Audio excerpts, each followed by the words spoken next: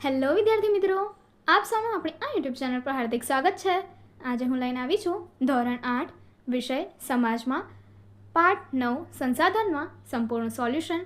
તો ચાલો આપણે આગળ વધીએ. પરંતુ તે પહેલાં જો તમે આપણી આ યુટ્યુબ ચેનલને લાઇક, શેર અને સબસ્ક્રાઈબ ન કરી હોય તો જરૂરથી કરજો. પ્રશ્ન 1. નીચે આપેલા વિકલ્પમાંથી સાચો વિકલ્પ પસંદ કરીને તમારે જવાબ આપવાનો છે. પહેલું, હવા, પાણી, જમીન, ખનિજો અને ઉર્જા સ્ત્રોતો વગેરે કયા પ્રકારના સંસાધન છે? જવાબ છે એ. કુદરતી સંસાધન. બીજું, નીચેના પૈકી કયું સંસાધન વિરલ સંસાધન છે? જવાબ છે બી. ખનિજ તેલ. ત્રીજું, નીચેના પૈકી કયા સંસાધનો સર્વસુલભ સંસાધનો છે? જવાબ આપ્યો છે એ. ઓક્સિજન અને નાઇટ્રોજન વાયુઓ. ચોથું, નીચેના પૈકી કયા સંસાધનો સામાન્ય સુલભ સંસાધનો છે? જવાબ આપ્યો છે સી. જળ, ગોચર ભૂમિ વગેરે. પાંચમું, જેના પ્રાપ્તિ સ્થાનો મર્યાદિત હોય તેવા સંસાધનો કેવા સંસાધનો કહેવાય છે? જવાબ છે ડી. વિરલ સંસાધનો. છઠ્ઠું, નીચેનામાંથી કયું સંસાધન બિન નવીનીકરણીય છે? જવાબ આપ્યો છે બી. ખનિજ કોલસો. સાતમું, જે સંસાધનો અખૂટ હોય છે તેને કેવા સંસાધનો કહેવાય છે? જવાબ છે બી. નવીનીકરણીય સંસાધન. આઠમું, જે સંસાધનો એકવાર વપરાયા પછી નજીકના સમયમાં તેનું ફરીથી નિર્માણ અશક્ય હોય તેને કેવા સંસાધનો કહે છે? જવાબ આપ્યો છે સી. બિન નવીનીકરણીય સંસાધનો. આગળ 9. જળ એ કેવું સંસાધન છે? જવાબ આપ્યો છે ડી. કુદરતી સંસાધન. 10. નીચેના પૈકી કયા પ્રદેશમાં પીવાના પાણીની ભારે તંગી વર્તાઈ રહી છે? જવાબ આપ્યો છે બી. દક્ષિણ અમેરિકામાં. 11. કયા કારણે કુદરતી વનસ્પતિની સંરચના અને સ્વરૂપમાં વિવિધતા જોવા મળે છે? જવાબ આપ્યો છે ડી. સમુદ્ર સપાટીથી સ્થળની ઊંચાઈ. 12. વધુ પડતી એટલે કે અતિશય સિંચાઈથી જમીનની તમારે વાક્ય પૂર્ણ કરવાનું છે. તો જવાબ આપ્યો છે સી. જમીનની ઉત્પાદન શક્તિ ઘટે છે. ત્યારબાદ 13. જમીન અને જળ સ્ત્રોતોને કોણ પ્રદૂષિત કરે છે? જવાબ આપ્યો છે બી. જંતુનાશકો. 14. રાસાયણિક ખાતરોનો ઉપયોગ એટલે કે વપરાશ લાંબા ગાળે તમારે વિધાન પૂર્ણ કરવાનું છે. તો જવાબ છે એ. રાસાયણિક ખાતરોનો વપરાશ લાંબા ગાળે જમીનની ગુણવત્તા ઘટાડે છે. હવે આગળ જોઈએ પ્રશ્ન 2. તમારે ખાલી જગ્યા પૂરવાની છે. તો જોઈએ. પહેલું, ખાલી જગ્યા માનવ સમાજની આર્થિક વૃદ્ધિ અને વિકાસનો મૂળધાર હોય છે. જવાબ છે સંસાધનો. બીજું, જેના પ્રાપ્તિ સ્થાનો મર્યાદિત હોય તેવા સંસાધનો ખાલી જગ્યા સંસાધનો કહેવાય છે. જવાબ છે વિરલ સંસાધન. ત્રીજું, ખાલી જગ્યા નામનું ખનિજ યુરોપના ગ્રીનલેન્ડ પ્રદેશમાંથી મળી આવે છે. જવાબ છે ક્રાયોલાઇટ. ચોથું, જે સંસાધનો એકવાર વપરાયા પછી નજીકના ભવિષ્યમાં તેનું ફરીથી નિર્માણ અશક્ય હોય તેને ખાલી જગ્યા સંસાધનો કહે છે. જવાબ છે બિન નવીનીકરણીય. પાંચમું, નદીઓ પર તૈયાર કરવામાં આવતી બહુહેતુક યોજનાઓ ખાલી જગ્યા સંસાધનો છે. જવાબ છે માનવ સર્જિત. છઠ્ઠું, ભૂમિ તમામ સંસાધનોમાં ખાલી જગ્યાની દ્રષ્ટિએ મોખરા સ્થાને છે. જવાબ છે ઉપયોગિતાની દ્રષ્ટિએ. સાતમું, પૃથ્વી સપાટીના કુલ ક્ષેત્રફળનો લગભગ ખાલી જગ્યા ટકા ભાગ ભૂમિ દ્વારા રોકાયેલો છે. જવાબ છે 29% ભાગ. આઠમું, પૃથ્વી પર મીઠા પાણીનો જથ્થો ખાલી જગ્યા ટકા જેટલો છે. તો જવાબ છે 2.7%. 9. મધમાખી ફૂલોના ખાલી જગ્યામાં મહત્વની ભૂમિકા ભજવે છે. તો જવાબ છે ફૂલોના પરાગનયનમાં. 10. ખાલી જગ્યા વિવિધ કીટકોનો આહાર કરી તેમની સંખ્યાને નિયંત્રિત રાખે છે. તો જવાબ છે પક્ષીઓ. હવે પ્રશ્ન 3. નીચેના વિધાન ખરા છે કે ખોટા તે નિશાની કરીને બતાવવાનું છે. તો જોઈએ. પહેલું વિધાન, ઓક્સિજન અને નાઇટ્રોજન જેવા વાયુઓ સામાન્ય સુલભ સંસાધનો છે. વિધાન ખોટું છે. બીજું, જગતમાં સંસ્કૃતિનું નિર્માણ કરનાર માનવ પોતે જ એક સશક્ત સંસાધન છે. વિધાન સાચું છે. ત્રીજું, રણ પ્રદેશોમાં વસ્તી ગીચતા વધારે હોય છે. વિધાન ખોટું છે. ચોથું, ભૂમિની જરૂરિયાત સંતોષવા માટે માનવીય જંગલોનું નિકંદન કાઢ્યું છે. વિધાન સાચું છે. પાંચમું, જળ એ જીવન છે. વિધાન સાચું છે. છઠ્ઠું, સમુદ્રો અને મહાસાગરોનું પાણી મીઠું હોય છે. વિધાન ખોટું છે. સાતમું, નિર્વનીકરણ એ જળતંગી માટેનું એક પરિબળ છે. વિધાન સાચું છે. આઠમું, મૃદાવરણમાં એક સજીવ બીજા સાથે જોડાઈને પોતાનું અસ્તિત્વ ટકાવે છે. વિધાન ખોટું છે. 9મું, ઊંચી જાતના બિયારણો જમીન અને જળ સ્ત્રોતોને પ્રદૂષિત કરે છે. વિધાન ખોટું છે. 10મું, ઘરમાંથી નીકળતા વપરાયેલા પાણીથી કિચન ગાર્ડન કરી શાકભાજી ઉગાડી શકાય છે. વિધાન સાચું છે. પ્રશ્ન 4 જોઈએ તો તમારે અહીંયા જોડકા જોડવાના છે. તો જોઈએ, વિભાગ અ અને વિભાગ બ તમારે જોડવાનો છે. પહેલું આપ્યું છે સર્વસુલભ સંસાધનો, તો એની માટે તમને જવાબ આપ્યો છે 4 ઓક્સિજન અને નાઇટ્રોજન વાયુઓ. બીજું આપ્યું છે સામાન્ય સુલભ સંસાધનો, તો એની માટે જવાબ આપ્યું છે 3 જળ અને ગોચર ભૂમિ. ત્રીજું આપ્યું છે વિરલ સંસાધનો, એની માટે જવાબ આપ્યો છે 5 કોલસો, ખનિજ તેલ અને વિવિધ ધાતુઓ. અને ચોથું એકલ કે દુર્લભ સંસાધન, તો જવાબ આપ્યો છે 2 એટલે કે ક્રાયોલાઇટ. બીજો કોષ્ટક જોઈએ, એમાં પહેલું આપ્યું છે નવીનીકરણીય સંસાધન, તો જવાબ આપ્યો છે 3 જંગલો, પ્રાણીઓ, સૂર્યપ્રકાશ અને પવન. બીજું આપ્યું છે બિન નવીનીકરણીય સંસાધન, તો એમાં જવાબ આપ્યો છે ખનિજ કોલસો, ખનિજ તેલ, કુદરતી વાયુ. ત્રીજું આપ્યું છે માનવ સર્જિત સંસાધન, તો એની માટે કીધું છે બહુહેતુક યોજનાઓ. અને ચોથું સશક્ત સંસાધન, તો એની માટે જવાબ છે માનવ. આગળ પ્રશ્ન 5, નીચેના પ્રશ્નનો જવાબ તમારે 1-2 વાક્યમાં આપવાના છે. તો જોઈએ, પ્રશ્ન 1, કુદરતના તત્વો સંસાધન ક્યારે કહેવાય છે? તો જોઈએ જવાબ, જ્યારે માનવી પોતાના જ્ઞાન અને કૌશલ્ય વડે કુદરતી તત્વો પોતાની જરૂરિયાતો સંતોષવા માટે ઉપયોગમાં લે છે ત્યારે તે સંસાધન કહેવાય છે. બીજો પ્રશ્ન, કુદરતી સંસાધનો એટલે શું? તેના ઉદાહરણ આપો. કુદરતમાંથી મળતા અને વધારે પ્રક્રિયા કર્યા વિના ઉપયોગમાં લઈ શકાય તેવા તત્વોને કુદરતી સંસાધન કહે છે. ઉદાહરણ તરીકે હવા, પાણી, જમીન, ખનિજો અને જંગલો. ત્રીજું, નવીનીકરણીય સંસાધનો કોને કહે છે? જવાબ, જે સંસાધનો આપમેળે ચોક્કસ સમયમાં વપરાયેલા હિસ્સાની પૂર્તિ કરે છે અથવા તે અખૂટ હોય છે તેને નવીનીકરણીય સંસાધનો કહેવાય છે. દાખલા તરીકે સૂર્યપ્રકાશ અને પવન. ચોથું, બિન નવીનીકરણીય સંસાધનો કોને કહે છે? જવાબ, જે સંસાધનો એકવાર વપરાયા પછી નજીકના ભવિષ્યમાં તેનું પુનઃનિર્માણ અશક્ય હોય તેને બિન નવીનીકરણીય સંસાધન કહે છે. દાખલા તરીકે કોલસો અને ખનિજ તેલ. 5મું, કુદરતી વનસ્પતિ કોને કહેવાય છે? જવાબ, માનવીની મદદ વિના પોતાની મેળે ઉગતી અને વિકસતી વનસ્પતિને કુદરતી વનસ્પતિ કહે છે. 6, માનવ સંસાધન વિકાસ કોને કહે છે?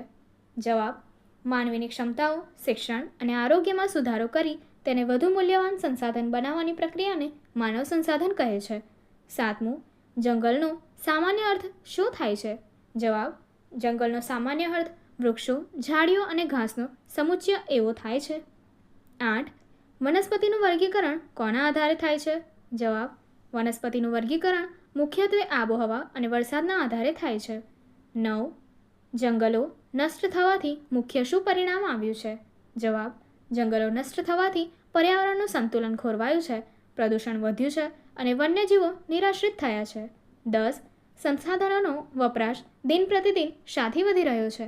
જવાબ, વધતી જતી વસ્તી, તકનીકી વિકાસ અને માનવીની અમર્યાદિત જરૂરિયાતોને કારણે સંસાધનોનો વપરાશ દિન પ્રતિદિન વધી રહ્યો છે. 11, વન્યજીવમાં કોનો સમાવેશ થાય છે? જવાબ, વન્યજીવમાં કુદરતી વસવાટમાં રહેતા પશુઓ, પક્ષીઓ અને કીટકો અને જળચર જીવોનો સમાવેશ થાય છે. 12, ભવિષ્યમાં સંસાધનોની અછત ન સર્જાય તે માટે શું કરવું જોઈએ? જવાબ, ભવિષ્યમાં સંસાધનોની અછત ન સર્જાય તે માટે તેમનો વિવેકપૂર્ણ વપરાશ અને સંરક્ષણ કરવું જોઈએ. 13, જમીનની ઉત્પાદન શક્તિ ઘટે નહીં તે માટે શું કરવું જોઈએ? જવાબ, જમીનની ઉત્પાદન શક્તિ જાળવી રાખવા માટે રાસાયણિક ખાતરોનો મર્યાદિત ઉપયોગ કરવો જોઈએ અને તેને બદલે કુદરતી કે સેન્દ્રિય ખાતરનો વપરાશ વધારવો જોઈએ. 14, ખેતી માટે પાણીની સમસ્યા હલ કરવા શું કરવું જોઈએ? જવાબ, ખેતી માટે પાણીની સમસ્યા હલ કરવા માટે ટપક સિંચાઈ પદ્ધતિ અને ફુવારા પદ્ધતિનો ઉપયોગ કરવો જોઈએ તેમજ વરસાદી પાણીનો સંગ્રહ કરવો જોઈએ. 15, તળાવ અને સરોવરની પાણી સંગ્રહ ક્ષમતા વધારવા શું કરવું જોઈએ? જવાબ, તળાવ અને સરોવરની પાણી સંગ્રહ ક્ષમતા વધારવા માટે તેમાં જમા થયેલ કાંપ અને કાદવ દૂર કરી તેમને ઊંડા કરવા જોઈએ. પ્રશ્ન 6, નીચેના પ્રશ્નોના ટૂંકમાં ઉત્તર આપો. પહેલું, માનવ સંસાધન વિશે ટૂંક નોંધ લખો. તો જોઈએ, પૃથ્વી પર માનવ પોતે જ એક સૌથી મોટું અને સશક્ત સંસાધન છે. કુદરતી તત્વોને માનવી પોતાની બુદ્ધિ, શિક્ષણ, કૌશલ્ય, ક્ષમતા દ્વારા ઉપયોગી સંસાધનમાં બદલે છે. માનવીની જરૂરિયાતો અને તેની શોધખોળ જ કુદરતી પદાર્થોને સંસાધનનું સ્વરૂપ આપે છે. આમ દેશના વિકાસમાં માનવ સંસાધનનું સ્થાન મોખરે છે. કોઈપણ દેશના આર્થિક અને સામાજિક વિકાસનો મુખ્ય આધાર તેના લોકો એટલે કે તેના માનવ સંસાધન પર રહેલો છે અને કુશળ અને શિક્ષિત નાગરિક જ દેશની ખરી સંપત્તિ છે. બીજું, તફાવત આપવાનો છે. નવીનીકરણીય સંસાધન અને બિન નવીનીકરણીય સંસાધનની વચ્ચે તફાવત જોઈએ. પહેલું, નવીનીકરણીય સંસાધન. પહેલો પોઈન્ટ, આ સંસાધનો અખૂટ હોય છે. બીજો પોઈન્ટ, તે આપમેળે ચોક્કસ સમયમાં પુનઃનિર્માણ પામે છે. ત્રીજો પોઈન્ટ, તેના વપરાશથી પર્યાવરણને નુકસાન થતું નથી. ચોથો પોઈન્ટ, આ સંસાધનો કુદરતમાં સાર્વત્રિક રીતે અને સરળતાથી ઉપલબ્ધ હોય છે. ઉદાહરણ તરીકે સૂર્યપ્રકાશ, પવન અને જંગલો. હવે બિન નવીનીકરણીય સંસાધનમાં જોઈએ. પહેલું, આ સંસાધનોનો જથ્થો મર્યાદિત હોય છે. બીજું, એકવાર વપરાયા પછી તેનું પુનઃનિર્માણ અશક્ય છે. ત્રીજું, તેના વધુ પડતા વપરાશથી પર્યાવરણ પ્રદૂષિત થાય છે. ચોથું, આ ખનિજોના કુદરતી નિર્માણ થવામાં હજારો કે લાખો વર્ષો જેટલો લાંબો સમય લાગે છે. ઉદાહરણ જોઈએ તો ખનિજ કોલસો, ખનિજ તેલ અને કુદરતી વાયુ. ત્રીજો પ્રશ્ન, જળતંગી માટે જવાબદાર મુખ્ય પરિબળો કયા કયા છે? તો જોઈએ. દેશમાં અને વિશ્વમાં સતત વધતી વસ્તીની ઘરેલું જરૂરિયાતોને પહોંચી વળવા માટે પાણીની માંગ સતત વધી રહી છે. કૃષિ ક્ષેત્રે વધુ નફો મેળવવા માટે વધુ પાણીની જરૂરિયાત ધરાવતા રોકડીયા પાકોનું વાવેતર વધ્યું છે, જેથી સિંચાઈ માટે પાણીનો વપરાશ ખૂબ જ વધી ગયો છે. દેશમાં નવા નવા ઉદ્યોગો અને કારખાનાઓ સ્થાપવાના કારણે ઉત્પાદન પ્રક્રિયામાં પુષ્કળ પ્રમાણમાં પાણી વપરાય છે. ઉપલબ્ધ પાણીના જથ્થાનો વિવેકપૂર્ણ ઉપયોગ થતો નથી, તેમજ ઉદ્યોગોનું કેમિકલયુક્ત ગંદુ પાણી નદી તળાવોમાં છોડવાથી મીઠા પાણીના સ્ત્રોતોને પ્રદૂષિત કરી રહ્યા છે, જેથી વાપરવા યોગ્ય પાણી ઓછું થાય છે.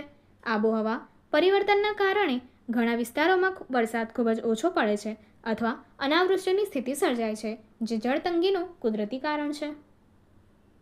પ્રશ્ન 4, જંગલો આપણને ખૂબ ઉપયોગી છે, વિધાન સમજાવો. તો જોઈએ. જંગલો એ આપણી ખૂબ જ મહત્વની કુદરતી સંપત્તિ છે અને તે આપણને વિવિધ રીતે ઉપયોગી છે. જંગલોના વૃક્ષો પ્રકાશ સંશ્લેષણની ક્રિયા દ્વારા હવામાંથી હાનિકારક કાર્બન ડાયોક્સાઇડ વાયુ શોષી લે છે અને આપણને જીવન જીવવા માટે જરૂરી એવો ઓક્સિજન વાયુ પૂરો પાડે છે.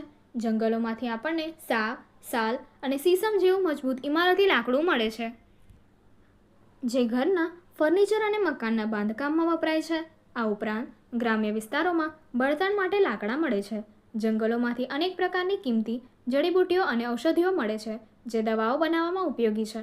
આ ઉપરાંત ગુંદર, લાખ, રાળ, મધ અને મીણ જેવી ગૌણ પેદાશો પણ મળે છે.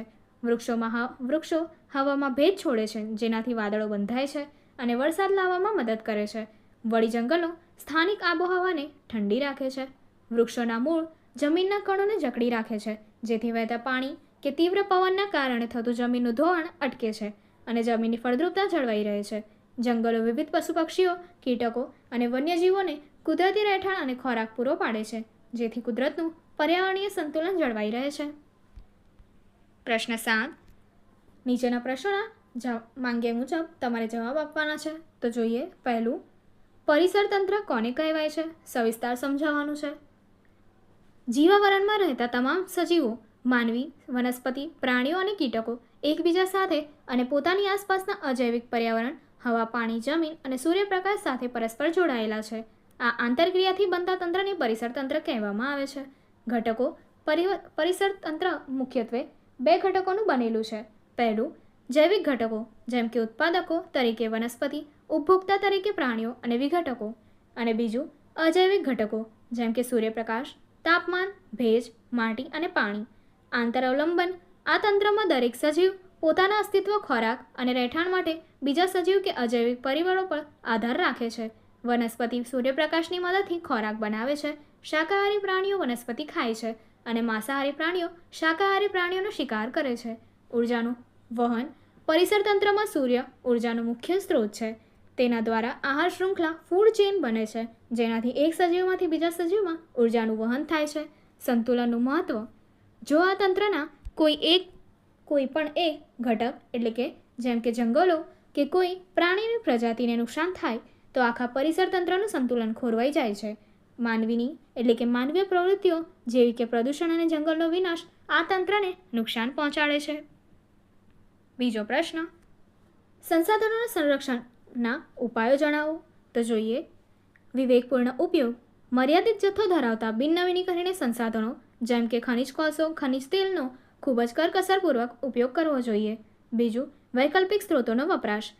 પરંપરાગત ઉર્જાના સ્ત્રોતોને બદલે સૂર્યપ્રકાશ એટલે કે સૂર્ય ઉર્જા, પવન ઉર્જા અને બાયોગેસ જેવા અખૂટ અને પ્રદૂષણ મુક્ત વૈકલ્પિક સ્ત્રોતોનો વપરાશ કરવો જોઈએ. ત્રીજું, પુનઃચક્રીયકરણ રિસાયકલિંગ. વપરાઈ ગયેલા લોખંડ, તાંબુ, એલ્યુમિનિયમ અને પ્લાસ્ટિક જેવા ભંગાર માલસામાનને ઓગાળીને તેમાંથી ફરી નવી વસ્તુઓ બનાવવી જોઈએ. ચોથું, વૃક્ષારોપણ અને જંગલોનું જતન. જમીનનું ધોવાણ અટકાવવા, પર્યાવરણની શુદ્ધતા જાળવવા માટે વૃક્ષમાં વધુમાં વધુ વૃક્ષો વાવવા જોઈએ અને જંગલો કપાતા અટકાવવા જોઈએ. ત્યારબાદ પાંચમું, જળ સંચય. વરસાદી પાણીનો સંગ્રહ કરવા માટે ચેકડેમ, ખેત તલાવડીઓ અને બોર રિચાર્જ કરવા જોઈએ તેમજ ઘરગથ્થુ વપરાશમાં પાણીનો બગાડ અટકાવવો જોઈએ. છઠ્ઠું, આધુનિક સિંચાઈ પદ્ધતિ. કૃષિ ક્ષેત્રે પાણીનો વ્યય અટકાવવા માટે પરંપરાગત પદ્ધતિને બદલે ટપક સિંચાઈ પદ્ધતિ અને ફુવારા પદ્ધતિનો ઉપયોગ કરવો જોઈએ. સાતમું, સેન્દ્રિય ખાતરનો ઉપયોગ. જમીનની ફળદ્રુપતા લાંબા સમય સુધી જાળવી રાખવા માટે રાસાયણિક ખાતરો અને જંતુનાશકોને બદલે કુદરતી કે સેન્દ્રિય ખાતરનો ઉપયોગ કરવો જોઈએ. બીજું, આઠમું આપ્યું છે લોકજાગૃતિ એટલે કે સંસાધનોના બગાડને અટકાવવા માટે શાળા, કોલેજોમાં અને સમાજમાં લોકજાગૃતિ લાવવી જોઈએ અને કાયદાઓનું ચુસ્તપણે પાલન કરવું જોઈએ. તમને એ કહ્યું છે વિદ્યાર્થીઓએ નીચેના પ્રશ્નોના ઉત્તર તમારી નોટબુકમાં લખવાના છે. પહેલું, પ્રાપ્તિ સ્થાનોના આધારે સંસાધનોના પ્રકાર ટૂંકમાં વર્ણવો. બીજું, નિર્માણના આધારે સંસાધનોનો પ્રકાર વર્ણવો. અને ત્રીજું આપ્યું છે સંકલ્પનાઓ સમજાવવાની છે. પહેલું, સંસાધન. બીજું, સર્વસુલભ સંસાધન. ત્રીજું, સામાન્ય સુલભ સંસાધનો. ચોથું, વિરલ સંસાધનો. અને પાંચમું, એકલ કે દુર્લભ સંસાધનો. ત્યારબાદ તમને એક પ્રવૃત્તિ આપી છે જેમાં કહ્યું છે તમારી દિનચર્યામાં તમે કયા કયા સંસાધનો વાપરો છો તેની યાદી બનાવો. તમારા વર્ગખંડના કયા કયા સંસાધનો વપરાયા છે તેની યાદી બનાવો. દુષ્કાળને કારણે પડતી અસરોની યાદી બનાવો. વડીલો કે શિક્ષકની મદદથી હાલમાં અનુભવતા આબોહવાકીય પરિવર્તનોની યાદી બનાવો. તમારા વિસ્તારમાં અગાઉ જોવા મળતા પ્રાણીઓ, પક્ષીઓ તેમજ વૃક્ષો પૈકી હાલ કયા પ્રાણી, પક્ષી કે વૃક્ષો જૂજ સંખ્યામાં છે અથવા જોવા મળતા નથી તેની યાદી વડીલોની સહાયથી બનાવવાની છે. અને ત્યારબાદ તમને અહીંયા છઠ્ઠું આવ્યું છે ચિત્ર, જેમાં ઉપરના મુદ્દાને ધ્યાનમાં રાખી જળતંગી પર નોંધ તૈયારી કરવાની છે. આગળની એક્ટિવિટી જોવા માટે અહીં આપેલી એન્ડ સ્ક્રીન પર ક્લિક કરો. Thank you.